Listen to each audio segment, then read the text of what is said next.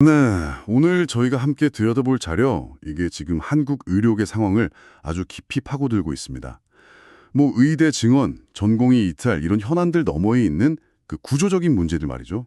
보내주신 자료들을 보니까 필수 의료 부족 문제, 또 지역 의료 붕괴, 건강보험 재정 위기까지 이게 정말 한두 가지 문제가 아니더라고요. 근데 이 자료들에서 제시하는 해법이 상당히 좀 파격적입니다.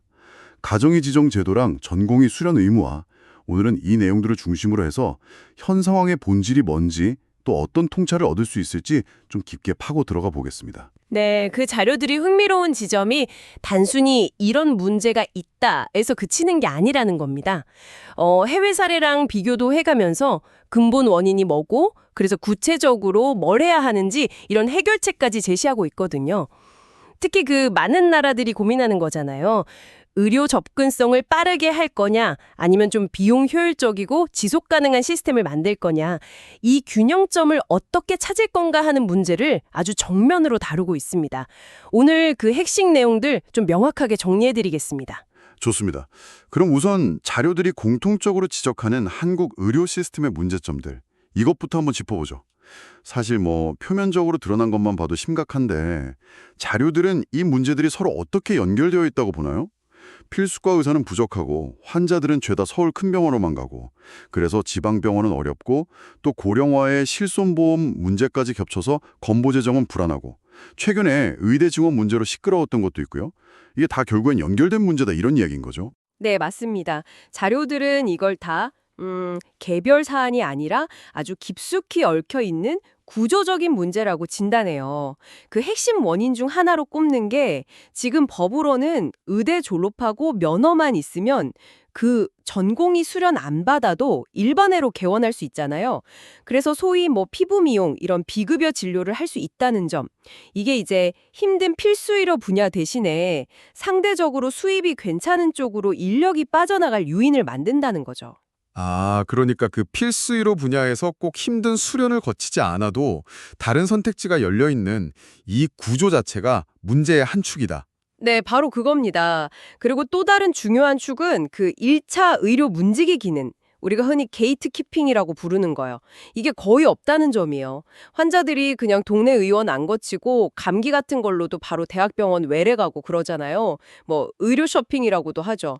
이러면 큰 병원들은 비교적 가벼운 환자들로 북새통이고 정작 중증 환자 볼 여력은 줄어들 수 있고요. 반대로 동네 병원들은 환자가 자꾸 빠져나가니까 경영이 어려워지고 당연히 이게 건강보험 재정에도 부담이 크고요. 게다가 자료에서는 그 행위별 수가제 이야기도 나오던데요. 이게 구체적으로 왜 문제라는 거죠? 네, 행위별 수가제는 말 그대로 의사가 하는 검사 하나, 시술 하나에 다 가격을 매기는 방식인데요. 이게 문제는 때로는 병원 수입을 위해서 좀 필요 이상의 검사나 치료를 하게 만들 수 있다는 가능성이에요. 자료들은 이 제도가 과잉 진료의 유인을 좀 내포하고 있다. 그래서 결국 전체 의료비 상승의 한 원인이 될 수 있다. 이렇게 지적합니다. 그렇군요. 문제의 원인이 이렇게 복잡하고 또 구조적이니까 자료에서 내놓는 해법 역시 생각이 좀 근본적인 변화를 요구하는 것 같아요. 말씀하신 전국민 가정의 지정제도 도입, 그리고 전공의 수련 의무화. 이게 정확히 어떤 내용이고 왜 이 두 개가 세트로 같이 나오는 건가요? 네, 자료들은 이 두 가지를 우리 의료 시스템 개혁의 핵심 축으로 보는 겁니다. 하나씩 보면 우선 전공의 수련 의무화. 이건 말 그대로 법을 고쳐서 의대 졸업 후에는 반드시 전공의 수련을 거치도록 하자. 이런 거죠. 적어도 1차 의료를 담당할 수 있는 가정의학과 수련이라도 필수로 받아야 의사로서 진료를 할 수 있게 만들자는 거예요. 와, 이건 진짜 큰 변화네요. 이렇게 되면 뭘 기대하는 건가요? 어떤 효과가 있을 거라고 보는 거죠? 자료 분석을 보면 일단 수련을 중간에 그만두거나 아예 처음부터 수련 대신 다른 길, 예를 들어 바로 비급여 시장으로 가는 의사들이 줄어들 거라는 기대가 큰 거죠. 즉, 힘들다고 알려진 필수 의료 수련을 기피하고 졸업하자마자 피부 미용이나 통증 클리닉 같은 그런 쪽으로 빠지는 인력을 제도적으로 좀 막아서 필수 의료 인력난 해소에 기여할 수 있다. 이런 논리입니다. 그리고 두 번째 축이 바로 가정의 지정제도 의무화인데요. 모든 국민이 집 근처에 있는 가정의학과 전문의를 주치의처럼 나의 가정의에도 딱 지정을 하는 겁니다. 그래서 몸이 아프면 일단 이 가정의한테 먼저 가서 1차 진료를 받고 그 가정의가 판단해서 이분은 더 큰 병원 가셔야겠다 할 때만 진료 의뢰서를 받아서 2차, 3차 병원으로 갈 수 있게 하자.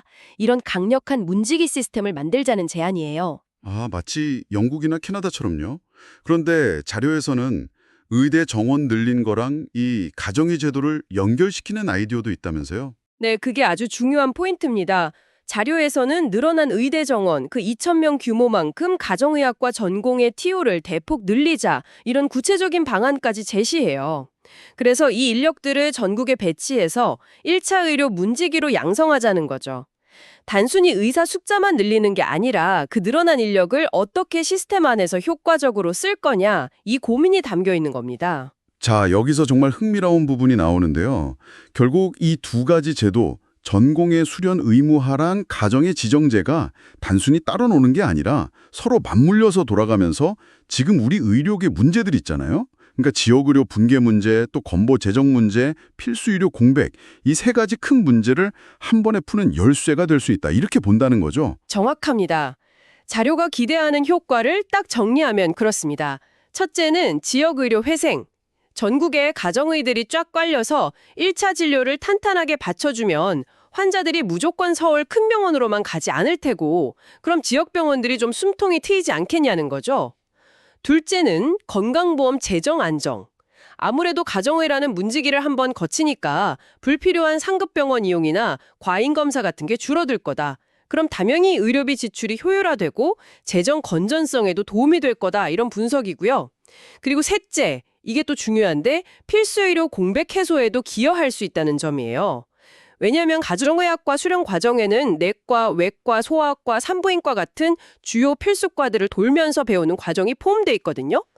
그러니까 가정의학과 전공의가 자체가 확 늘어나면 이들이 수련받는 동안 각 필수과 진료 공백을 메워주는 효과도 있고 또 장기적으로 보면 1차 의료 현장에 이런 기본 진료 역량을 갖춘 의사들이 많아진다는 의미도 있는 거죠. 듣고 보니 정말 시스템 전체를 바꾸는 거의 대수술에 가까운 제안인데요. 그런데 이런 강력한 문지기 시스템, 이거 가진 나라들이랑 지금 우리 시스템이랑 비교했을 때 장단점이 아주 극명하게 갈린다는 점도 자료에서 중요하게 지적하더라고요. 특히 캐나다 사례가 많이 나오던데요. 맞습니다. 자료는 이 두 시스템 사이에 분명한 트레이드오프, 그러니까 뭔가 하나를 얻으면 다른 하나는 좀 포기해야 하는 그런 관계가 있다는 걸 명확히 보여줘요. 가장 대표적인 게 바로 진료 속도랑 의료비 효율성 문제입니다. 속도냐 비용이냐 이런 맞교환 같은 거군요. 구체적으로 어떻게 다른가요? 캐나다처럼 문지기 시스템이 강한 곳은요, 전문의 만나거나 수술받기까지 기다리는 시간이 어마어마하게 길어질 수 있습니다. 자료에 인용된 걸 보니까 캐나다에서는 유방암 확진받고 수술까지 평균 46주, 대장암은 무려 69주가 걸릴 수도 있다 이런 통계가 있더라고요. 정말 상상하기 힘든 시간이죠. 반면에 한국이나 일본처럼 환자가 원하면 비교적 자유롭게 병원을 이용할 수 있는 시스템에서는 암수술 같은 중증 질환 치료도 대부분 1, 2주 안에 아주 빠르게 이루어지잖아요. 이 속도가 한국 의료의 어떻게 보면 가장 큰 강점이죠. 와, 유방암 수술 대기가 평균 46주. 한국에서 한두 주 만에 받는 거랑 비교하면 이건 정말 엄청난 차이네요. 자료가 보여주는 이 접근성 차이가 진짜 극명하군요. 그럼 비용 쪽은 어떤가요? 문지기 시스템은 불필요한 의료 이용, 그러니까 의료 쇼핑이나 과잉 진료를 효과적으로 막아주니까 전체 의료비 지출을 관리하고 시스템 효율성을 높이는 데는 유리해요. 하지만 한국처럼 자유접근성이 높은 시스템은 환자가 원하면 언제든 상급병원을 갈 수 있고 또 아까 말한 행위별 수과제랑 맞물려서 과잉 진료나 검사 요인이 상대적으로 크죠. 그래서 의료비 상승 압력이 높고 건강보험 재정에 부담을 줄 수 있다는 겁니다. 특히 다료에선 실손보험이 이걸 더 심화시킨다고 보고 있고요. 환자의 입장에서 느끼는 경험도 완전히 다르겠네요, 그럼. 그렇죠. 캐나다 모델은 진료 자체의 퀄리티는 높을 수 있어도 그 긴 대기 시간, 또 내가 원하는 의사나 병원을 딱 선택하기 어려운 점 때문에 접근성에 대한 불만이 클 수 있죠. 반면에 한국 모델은 그 빠른 진료 속도, 이건 정말 만족도가 높지만 3분 진료 논란이라든지 과잉 진료나 비급여 진료 권유에 대한 불안감, 또 대형 병원 쏠림 때문에 동네 병원은 불신하고 의료진은 의료진대로 너무 지치고 이런 문제들이 계속 나오고요. 이 부분을 좀 큰 그림에서 보면요. 결국 우리가 어떤 가치를 더 우선할 거냐 이 문제로 가게 됩니다. 지금처럼 세계 최고 수준인 이 빠른 접근성을 계속 지킬 거냐 아니면 좀 불편해도 시스템의 지속 가능성이나 비용 효율성을 확보하는 쪽으로 갈 거냐. 자료들이 제안하는 개혁안은 확실히 후자에 좀 더 무게를 싣고 있는 거죠. 결국 속도냐 지속 가능성이냐 하는 아주 근본적인 질문에 딱 부딪히는군요. 그럼 이게 다 무슨 의미일까요? 만약에 한국이 정말 자료에서 제안하듯이 가정의 제도랑 전공의 수련 의무화를 도입한다면 이 큰 변화를 성공시키려면 또 어떤 점들을 같이 고려해야 한다고 자료들은 이야기하나요? 챙겨야 할 세부 사항들이 정말 많을 것 같은데요. 네, 맞습니다. 이렇게 큰 시스템 변화는 당연히 여러 보완책이란 섬세한 설계가 따라와야죠. 자료에서는 크게 몇 가지 범주로 나눠서 고려사항들을 제시하고 있어요. 첫째는 역시 인력하고 재정 문제입니다. 당장 가정의학과 전공의를 확 늘리면 그 많은 사람들 누가 가르치고 또 인건비는 어떻게 하냐 이런 현실적인 질문이 나올 수밖에 없겠네요. 그렇죠. 자료는 이 부분에 대해서 지금 다른 필수과의 인력이 부족한 교수나 전문의들이 가정의학과 전공의 교육에 참여할 수 있으니까 교육 인력 확보에 아주 큰 추가 비용이 들지는 않을 수 있다 이렇게 봐요. 전공의의 인건비 부담이 병원에 너무 크면 국가가 좀 지원하는 방안도 검토할 수 있다고 하고요. 또 이미 수련 없이 활동 중인 일반의 선생님들은 어떻게 할 거냐. 이분들에 대해서는 경력 같은 걸 인정해주는 경과 조치가 필요할 거다 이렇게 언급합니다. 외국 의사 활용 이야기도 있던데요. 네, 최근에 외국 의사 면허 인정 이야기가 나오잖아요. 이것과 관련해서 이분들에게도 가정의학과 포함해서 전공의 수련 기회를 주고 1차 의료 인력으로 적극 활용하는 방안을 제안해요. 심지어 이게 의사 부족 국가 출신 의사들이 한국에 정착하는 경로, 그러니까 IMG, International Medical Graduate 프로그램으로 활용될 수도 있다. 이렇게까지 보고 있습니다. 인력 말고 또 중요한 게 역시 돈 문제, 지불제도 쪽이겠죠? 맞습니다. 두 번째 범주는 바로 지불제도와 보험 문제입니다. 아까 문제점으로 지적됐던 그 행위별 수가제, 이걸 좀 보완해야 한다는 거죠. 자료는 진료의 양뿐만 아니라 질이나 결과를 반영하는 그런 혼합 지불제도 도입이 필요하다고 강조해요. 예를 들면 특정 질병 치료에 대해서 총액을 미리 정하는 포괄수가제, DRG라든지 아니면 진료 성과가 좋으면 보상을 더 주는 설과 기반 지불, P4P 같은 방식들을 더 늘려야 한다. 이런 겁니다. 그리고 실손보험, 이것도 과잉 진료를 부추길 수 있으니 보장 범위를 좀 조정하거나 비급여 진료랑 연계되는 걸 규제하는 등 일종의 수술이 필요하다고 지적하고요. 세 번째는 의료 전달 체계 자체를 더 단단하게 만드는 방안들인 것 같고요. 단순히 문지기만 세운다고 다 되는 건 아닐 테니까요. 그렇습니다. 세 번째는 의료 전달 체계의 실효성을 높이는 방안들인데요. 그냥 형식적으로 진료 의료에서 써주는 거 이런 거 맞고 큰 병원에서 진료 끝나면 다시 동네 병원으로 환자를 돌려보내는 역의뢰 시스템을 활성화해야 한다. 이런 제안이 나옵니다. 그리고 좀 더 강력하게는 경증 환자가 굳이 상급병원 이용하면 본인 부담률을 지금보다 훨씬 높게 60%에서 최대 100%까지 올리거나 아예 중증 환자 아니면 상급병원 외래 진료는 못 받게 하는 방안까지도 거론돼요. 1차 의료기관의 질관리를 위한 인증제 강화나 장기적으로는 좀 더 포괄적인 주치의 제도 도입도 필요하다고 보고요. 정말 다각적인 접근이 필요하군요. 그런데 자료들을 보면 유독 눈에 띄는 제안이 하나 더 있어요.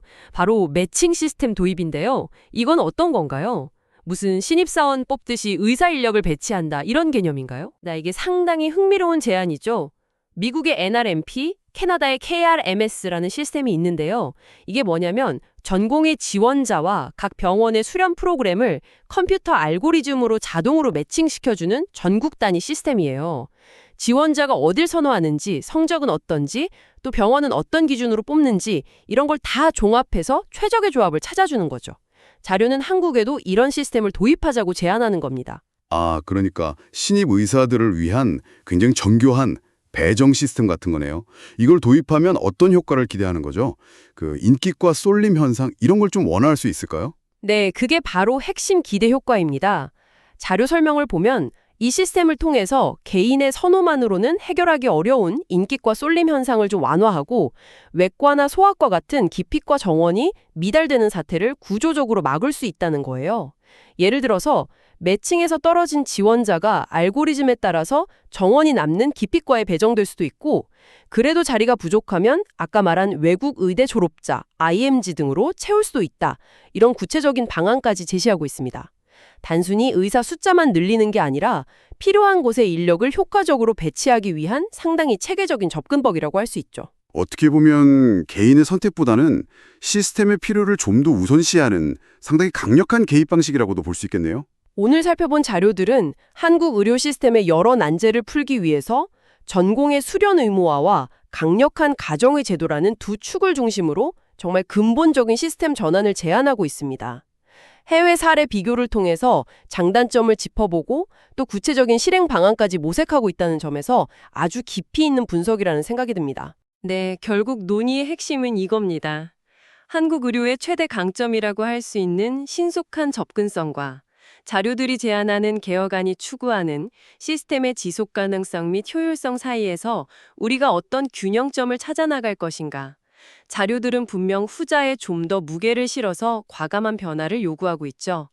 여기서 이제 중요한 질문이 생기는 겁니다. 과연 이런 변화가 현실적으로 가능할까? 그리고 그 과정에서 우리는 어떤 사회적 합의를 만들어가야 할까?